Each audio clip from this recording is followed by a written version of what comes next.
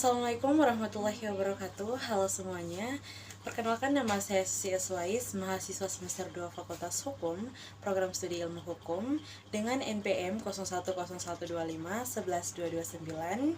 Tujuan saya membuat video ini untuk memenuhi tugas mata kuliah Hukum Perdata, dan di sini saya akan membawakan beberapa materi terkait dengan hukum perdata, yaitu yang pertama pengertian hukum perdata, yang kedua hukum perdata material dan formal, yang ketiga sistematika hukum perdata, dan yang keempat yaitu pengertian subjek hukum. Dan langsung saja kita masuk ke videonya. Pengertian hukum perdata.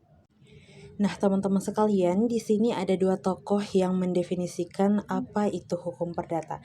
Yang pertama yaitu menurut Subekti, bahwa hukum perdata dalam arti luas meliputi semua hukum privat material, yaitu segala hukum pokok yang mengatur kepentingan-kepentingan perseorangan. Sedangkan menurut Wirjono Projodikoro, hukum perdata adalah suatu rangkaian hukum antara orang-orang atau badan hukum satu sama lain tentang hak dan kewajiban. Sehingga dari pengertian-pengertian tersebut dapat ditarik kesimpulan bahwa hukum perdata itu adalah hukum yang mengatur hubungan antara orang atau badan hukum yang satu dengan orang atau badan hukum yang lain di dalam masyarakat dengan menitikberatkan kepentingan perseorangan atau badan hukum tersebut. Selanjutnya, hukum perdata material dan hukum perdata formil. Nah, jadi hukum perdata dilihat dari fungsinya. Ada dua macam, yaitu hukum perdata material yang merupakan aturan-aturan hukum yang mengatur hak-hak dan kewajiban-kewajiban perdata, yaitu mengatur kepentingan-kepentingan perdata setiap subjek hukum. Yang kedua, hukum perdata formal, yaitu hukum yang mengatur bagaimana cara mempertahankan hukum perdata material.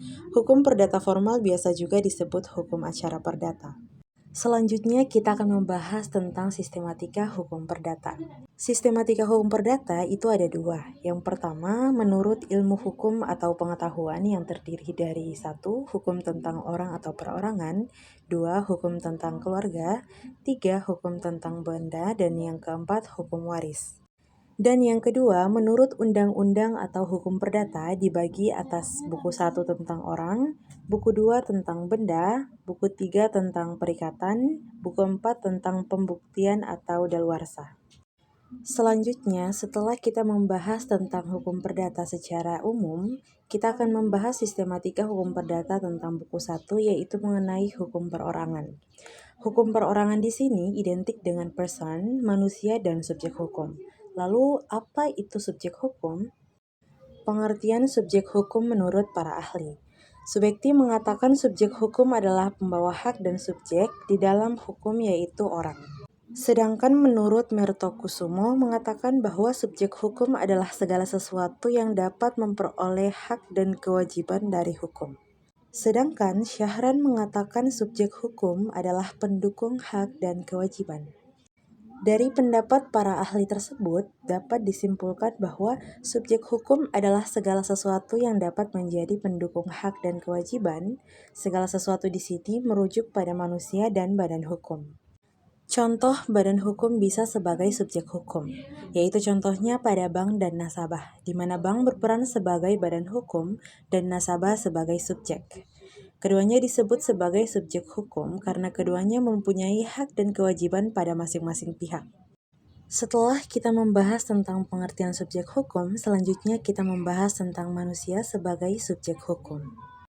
Lalu, kapan mulai dan berakhirnya seseorang sebagai subjek hukum? Seseorang mulai sebagai subjek hukum atau sebagai pendukung hak dan kewajiban sejak ia dilahirkan sampai dengan ia meninggal dunia dengan mengingat pasal 2 KUH Perdata yang berisi pasal 1, anak yang ada dalam kandungan seorang perempuan dianggap sebagai telah dilahirkan, bila mana kepentingan si anak menghendakinya. Pasal 2, mati sewaktu dilahirkannya dianggaplah ia tidak pernah telah ada. Sehingga pembuat undang-undang menetapkan bahwa anak yang ada dalam kandungan seorang wanita adalah subjek hukum apabila kepentingan si anak itu menghendakinya atau memerlukannya. Hal ini demi adanya keadilan di samping kepastian hukum. Selanjutnya, selain manusia, badan hukum juga termasuk sebagai subjek hukum. Badan hukum menurut pendapat para sarjana ialah kumpulan dari orang-orang yang bersama-sama mendirikan suatu badan atau perhimpunan dan kumpulan harta kekayaan yang ditersendirikan untuk tujuan tertentu. Jika dilihat dari pendapat tersebut, badan hukum dapat dikategorikan sebagai subjek hukum sama dengan manusia disebabkan karena pertama, badan hukum mempunyai kekayaan sendiri, yang kedua sebagai pendukung hak dan kewajiban, ketiga dapat menggugat dan digugat di muka pengadilan, dan yang keempat ikut serta dalam lalu lintas hukum. Suatu badan atau perkumpulan atau badan usaha dapat berstatus badan hukum harus memenuhi syarat-syarat material maupun syarat formal.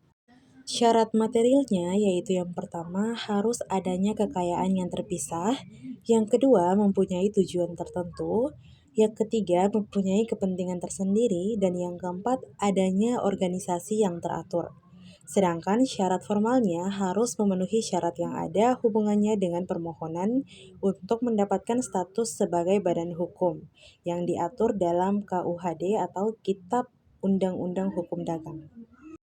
Berdasarkan pasal 1653 KUH Perdata, badan hukum dibedakan menjadi pertama, yaitu badan hukum yang didirikan oleh pemerintah, contohnya bank pemerintah, provinsi, atau kabupaten.